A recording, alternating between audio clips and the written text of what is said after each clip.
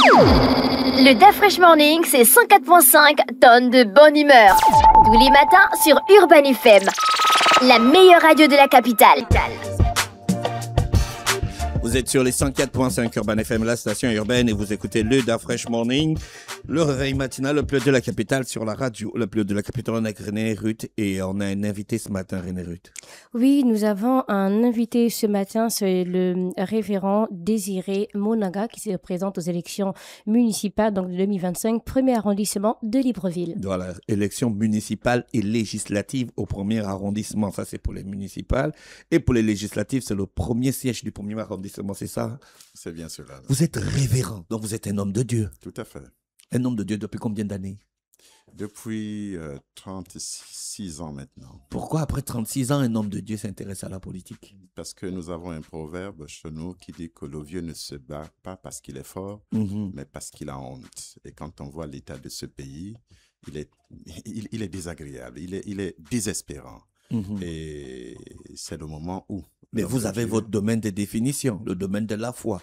Vous avez sûrement des fidèles. Est-ce que vous ne pouvez pas vous investir dans ce sens? Justement, c'est parce que je m'investis pour mes fidèles et parce que je vois la souffrance et la misère de mes fidèles que je sais maintenant qu'aujourd'hui, il est important de prendre de manière holistique le développement de ces fidèles et de l'ensemble du pays. Est-ce que vous avez pris la bénédiction de Dieu pour vous lancer dans une telle initiative? Mon église m'a béni, m'a recommandé et prie chaque jour pour moi par rapport à cette tâche. Qu'est-ce qu'en pensent vos fidèles? Mes fidèles, quand je dis que mon église prie pour moi... Ah, d'accord. Donc ils vous soutiennent? Ils me soutiennent. L'église est située où? Mon église, c'est l'Alliance chrétienne des missionnaires. Donc, elle est dans l'ensemble du territoire et à l'extérieur du Gabon. À Libreville, elle est positionnée dans le premier arrondissement. Dans le premier arrondissement, vous avez 4 ou 5 églises qui sont là. Est-ce qu'en tant qu'homme de Dieu, vous avez déjà eu des actions sociales pour les populations? Si vous parlez de l'Alliance chrétienne des missionnaires, c'est quasiment le premier organisme de bienfaisance dans ce pays. Donc, les investissements que l'Alliance chrétienne a eu à faire dans l'ensemble du pays, vous avez entendu parler par exemple de l'hôpital de Bongolo, qui fait beaucoup de bien dans ce pays. Et les écoles, elles sont nombreuses également. Donc, voilà. D'accord, donc vous avez fait un constat amer pour la situation sociale des populations dans le premier arrondissement et vous avez décidé de vous lancer. Tout à fait. Comment avez-vous eu la bénédiction de Ensemble pour le Gabon? Je connais le président Alain-Claude Bilibizé. Eh bien, Alain-Claude Bilibizé, on a fait une rencontre, c'est vraiment une rencontre intellectuelle. Il m'a suivi dans une de mes interventions et il a tenu donc à me rencontrer. On s'est rencontrés et dans l'échange qui a suivi, nous avons décidé ensemble de marcher effectivement ensemble pour mettre en place Ensemble pour le Gabon. Est-ce que vos visions vont ensemble? Nos visions vont ensemble, c'est pour ça que nous sommes ensemble depuis plus d'1 an maintenant. Ah, ça se passe plutôt bien? Ça se passe très bien. Au bout d'1 an, vous décidez de vous lancer dans les joutes politiques? Vous avez mûrement réfléchi? J'ai décidé de me lancer dans le jeu politique bien avant, puisque si on s'est rencontrés, c'est parce qu'on savait là où on allait ensemble. Et comme vous l'avez écrit dans votre fiche, la présentation du projet de société aux élections législatives, votre projet est fondé sur quoi? Alors, notre projet est fondé d'abord sur une phrase que nous trouvons, un slogan que nous trouvons très important pour nous, c'est oser, où on a dit osons l'espérance avec l'Éternel. Le slogan général de l'Ensemble pour le Gabon pour cette campagne, c'est osons la rupture. Mais nous, au premier, nous avons formulé cela en disant osons l'espérance avec l'Éternel. Parce que pour nous, la rupture, pourquoi rupture? Il y a rupture pour donner une espérance. Et le premier arrondissement de Libreville, étant le tout premier arrondissement du pays, se veut donc être ce modèle d'espérance dans l'ensemble du territoire national. Le premier arrondissement, c'est à Libaneng dedans. À Libaneng dedans, effectivement. Bon, c'est mon quartier, c'est là-bas où j'habite. Bon, merci. On n'a pas l'eau. Hein. Donc, j'ai un électeur. Et vous comprenez effectivement que c'est parce qu'il n'y a pas l'eau qu'il y a ce désespoir qui est là et nous voulons donc apporter l'espérance à cette population. J'ai l'impression que vous prenez ça à la légère. Ça fait 10 ans que j'habite à Libaneng, il n'y a pas d'eau. Bien au contraire, monsieur. C'est parce que je prends ça à cœur que je me présente à vous aujourd'hui et je me présente à l'ensemble des citoyens du premier arrondissement. D'accord. On sait que vous avez fait une descente le 7 janvier, je pense à Samétan du côté de Vando. Est-ce que vous avez déjà discuté avec les habitants, par exemple, du premier arrondissement, donc notamment ceux de la Libaneng? Nous le faisons quasiment depuis plusieurs mois déjà, mais pour répondre directement, samedi dernier, j'étais à Libanding Transfo, où j'ai discuté avec la population. Demain, je serai à Libanding Manguier. Voyez, donc nous sommes. Oui, mais là, dans vous la discutez dans le cadre seulement des élections. Mais je vous dis avant déjà, ça... je vous ai dit qu'avant ça, je le fais puisque je suis sur le terrain. Donc, j'ai ma famille qui habite à Libanding et j'y suis constamment sur le terrain, comme dans l'ensemble de mon arrondissement. Pourquoi vous dites osons l'espérance? Vous entretenez notre espoir, en fait, sans jamais atteindre nos objectifs. Parce que l'espoir, c'est continuel, c'est quelque chose qu'on entretient. Parce que tout simplement, le Gabon aujourd'hui, le Gabonais, parce que là je vais parler de manière générale, le Gabonais est dans un tourbillon et qu'il est important qu'on vienne le sortir de là. Et vous savez, lorsqu'on est malheureusement pris dans un engrenage où on ne sait pas comment s'en sortir, et tout cri ou tout son qui semble venir nous délivrer est souvent pris dans le contresens. Et souvent, malheureusement, se retourne même contre ceux qui veulent vous apporter le soutien. Et c'est pour cette raison, disons, avant d'apporter donc ce soutien, entretenons l'espoir de ces gens. D'où nous parlons d'oser. Osons. Ça, c'est une chose. Mais une deuxième chose, c'est de reconnaître que dans ce pays, lorsqu'on porte un projet étant dans l'opposition, souvent, les gens pensent qu'on est en train de perdre notre temps. Les gens veulent tout de suite s'accrocher à ceux qui sont au pouvoir. Pourquoi? Parce qu'ils disent, ils ont le pouvoir, ils ont l'argent, et donc facilement, ils vont pouvoir répondre à nos besoins. Mais nous savons que malheureusement, depuis 65 ans, ceux qui ont le pouvoir et qui sont censés répondre à nos besoins ne l'ont jamais fait. Est-ce que c'est l'opposition qui a fait quelque chose alors? Mais parce que l'opposition n'a jamais pris le pouvoir. Mais donc, on a raison de s'accrocher à ceux qui sont au pouvoir, parce qu'ils ont une garantie de... Mais cette garantie de 65 ans, qu'est-ce qu'elle nous apporte? Elle nous apporte le désespoir, elle nous apporte la ruine, elle nous apporte malheureusement le chaos que nous voyons aujourd'hui. J'appelle ça l'anarchie. Je ne connais pas un seul quartier à Libreville, même lorsqu'on est du côté de la Sablière, où on va réellement dire que nous sommes heureux d'être au Gabon. Donc voilà déjà un constat amer que je fais. Et nous disons alors, une fois de plus, osons l'espérance. Mais ici, nous voulons amener le Gabonais à mettre son espérance non pas dans l'homme, parce qu'il dit malheur à celui qui fait confiance à l'homme. Nous voulons donc amener plutôt le Gabonais, le citoyen du premier arrondissement, à mettre son espérance dans l'Éternel. Parce que la Bible nous dit que l'Éternel est mon berger, je ne manquerai de rien. En fait, si nous manquons quasiment de tout, c'est parce que nous avons fait le mauvais choix d'avoir le faux berger. Non, révérend, là, nous, on préfère mettre notre confiance en l'homme parce que c'est l'homme qui va nous amener l'eau. Si on se met à prier tous les matins pour que l'eau... C'est la raison pour laquelle nous voulons donc, puisqu'on sait que entre Dieu et l'homme, il y a des intermédiaires qui sont les hommes politiques. C'est la raison pour laquelle l'homme d'église que je suis se mue dans cette dimension politique afin que là où on ne peut pas voir Dieu, on voit l'homme que je suis. Et vous dites qu'ils n'ont rien fait pendant 60 ans, mais ce sont les mêmes personnes avec qui vous allez travailler. Si vous gagnez, ça ne vous dérange pas? Non, ça ne me dérange pas parce que j'apporte un nouvel espoir, parce que j'apporte une autre vision de société. Donc, au contraire, ça me fait plaisir de travailler avec eux et leur dire, on peut faire mieux. Et c'est ça, justement. Nous voulons oser le meilleur pour nous et non pas continuer à entretenir le pire qui a détruit davantage le pays. Quand vous discutez avec les populations, vous, à part des besoins bateaux, comme je venais de parler de l'eau, bon, ça, c'est des choses qu'on pose de manière simple à n'importe qui. Mais est-ce que vous avez compris les attentes réelles des populations? Hormis les besoins primaires, manger, boire, avoir une route. Mais ces besoins primaires ne sont pas à négliger. Oui, je sais. Nous avons compris. Il y a des choses plus profondes dont on a besoin. Nous avons compris les besoins, effectivement, les attentes de notre population. Et c'est pour cette raison nous avons ce projet. Est-ce qu'on peut rentrer dans le projet ou bien? Oui, on peut rentrer dans le projet. Dans le projet, nous proposons, c'est un projet mixte parce qu'à la fois, je suis candidat à législative, mais en même temps au municipal. Donc voilà. La première chose que nous voulons faire, si je suis élu comme député, c'est de mettre en place une loi, un projet de loi pour la défense de la souveraineté nationale du Gabon. Pour nous, c'est capital.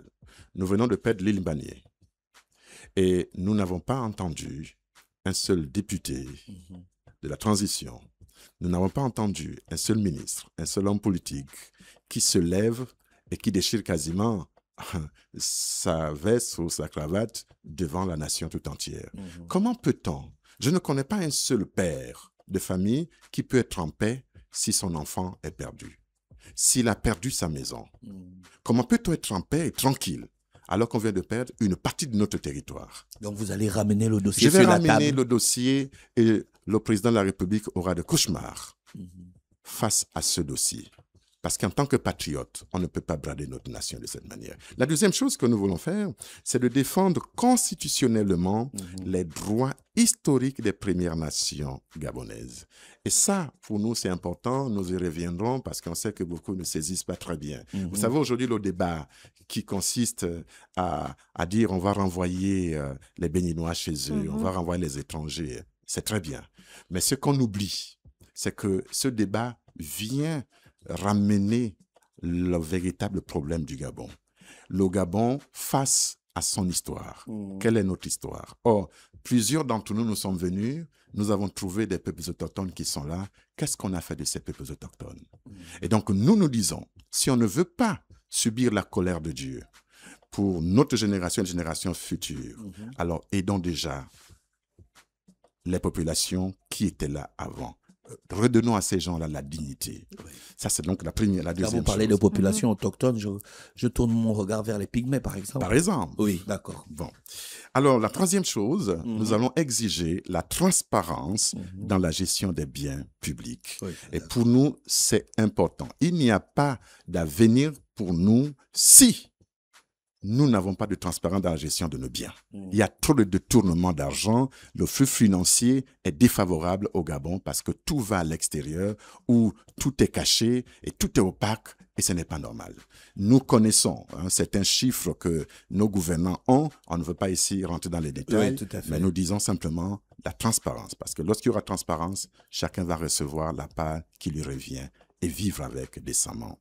Nous voulons également mettre en place ce que nous avons appelé repenser l'architecture. Donc, pour nous, c'est important. Quelle architecture? L'architecture mentale, spirituelle, sociale, économique de notre arrondissement et partant de notre pays. Lorsque j'entends par l'architecture mentale, je veux ici que le Gabonais puisse changer. On peut identifier la façon de penser du Gabonais, qu'il ait une pensée, une manière de penser qui soit plus structurée. Qui soit plus structuré, mais surtout qu'on puisse se débarrasser des figures tutélaires. C'est-à-dire parce que ce sont ces figures tutélaires qui nous ont infantilisés, qui font en sorte que le Gabonais n'ait pas cette capacité de transcender. Lorsqu'un politicien vient pendant une élection, et puis il va donner 5 000 à quelqu'un, et puis on est tout content, alors qu'on est conscient que ce politicien, une fois qu'il va passer, c'est fini, ces 5 000 ne vont jamais résoudre nos problèmes. Et qu'on devait donc plutôt aborder la question différemment. Donc ici, cette figure où le citoyen s'attend à ce que le politicien vienne tout lui donner pendant la campagne et va plutôt être perdant pendant 5 ans ou 7 ans. Nous disons, on doit changer cela. Il faut réinventer le mental du Gabonais. Et ça, c'est un travail de fond qui sera fait de manière collégiale, collective, dans notre communauté. La structure spirituelle. Vous savez, là, nous avons également un autre souci.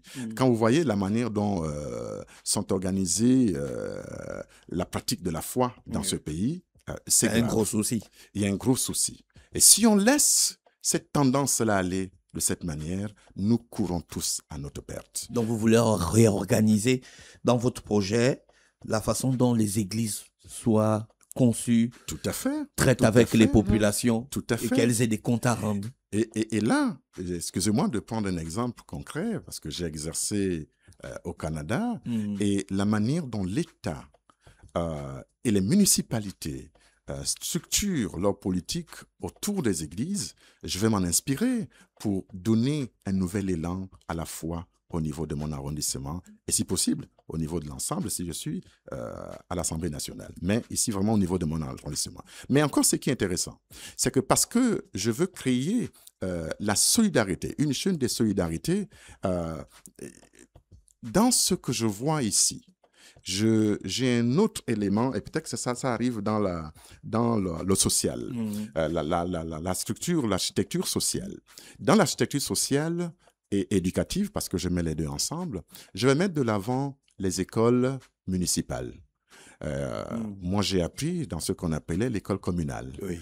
Et je n'arrive pas à comprendre que dans ce pays, on laisse des privés construire, ouvrir des écoles à tout bout de champ, et puis on envoie nos enfants dans ces écoles en se disant qu'ils vont avoir la meilleure éducation, alors que nous savons que plus il y a des écoles privées qui poussent dans tous les bords, moins l'éducation. Mais c'est peut-être parce que le public a échoué. Et c'est pour cette raison, nous, on va remettre les choses à partir du programme municipal.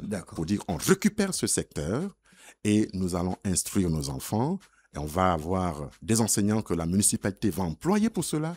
L'objectif pour moi est clair, c'est de commencer à combattre l'école privée. Parce que je ne crois pas que les Gabonais ont suffisamment d'argent pour pouvoir Pourquoi payer. combattre au lieu de restructurer? Mais je vous dis... Ce sont les mêmes curricula qui sont envoyés par le ministère de l'Éducation nationale. C'est juste la structure interne qui est mieux organisée, c'est tout. Si on continue à mettre l'accent sur le privé, c'est le public qui meurt. Et il y a très peu de Gabonais qui ont de l'argent pour soutenir... Mais donc, rendez le public plus optimal au lieu de combattre le privé. Je dis, le privé va toujours exister, mais il n'aura plus la primeur qu'il a aujourd'hui.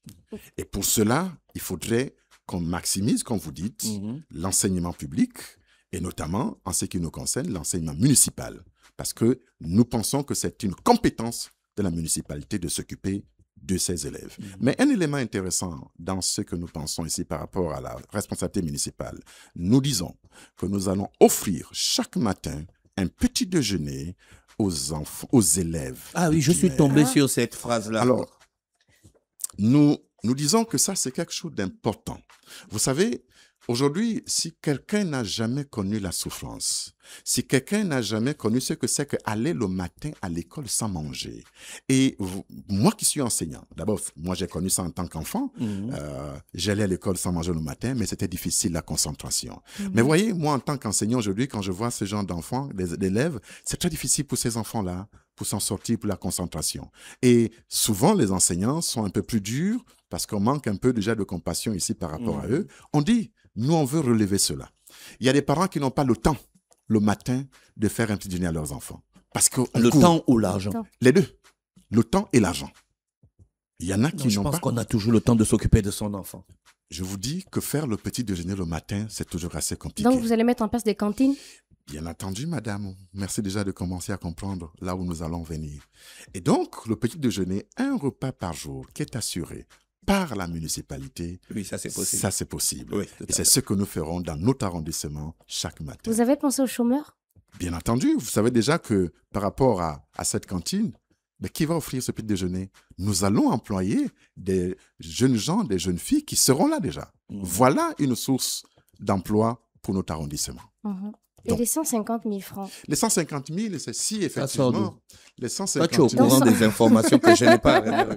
Ensemble pour le Gabon, depuis la présidentielle, a mis de l'avant un projet de société où on vise le minimal social à offrir à tous les Gabonais au chômage et à tous les Gabonais qui sont en état de vulnérabilité.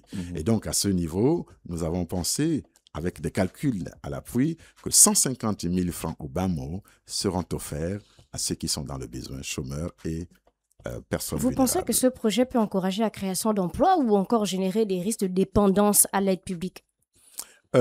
Dépendance à l'aide publique, non. Nous visons l'autonomie. Mais pour que quelqu'un s'autonomise, il a besoin des ressources. Vous ne pouvez pas arriver à vous autonomiser financièrement ou avoir l'indépendance financière si vous n'avez pas eu un fonds de départ. Donc voilà.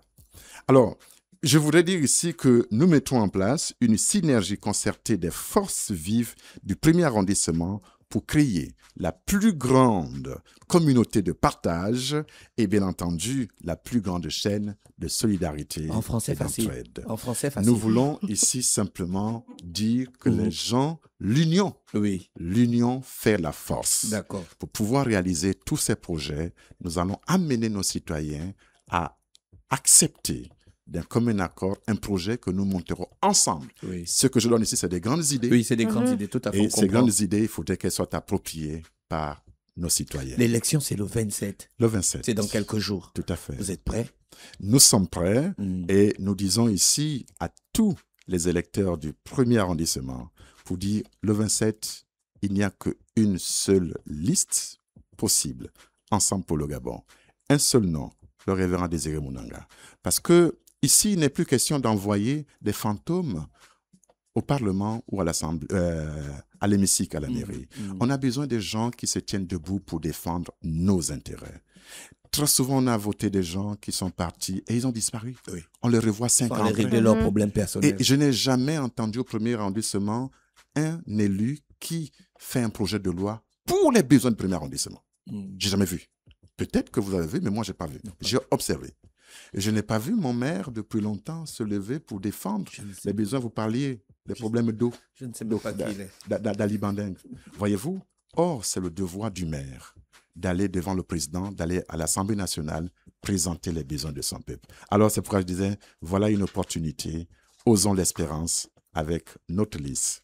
Je vous remercie. Vous comptez rester accessible à l'écoute de vos électeurs, même oui, ça c'est une bonne question. En tant que pasteur, je suis accessible 24 sur 24 au cri de mes fidèles. En tant que pasteur? En tant que pasteur.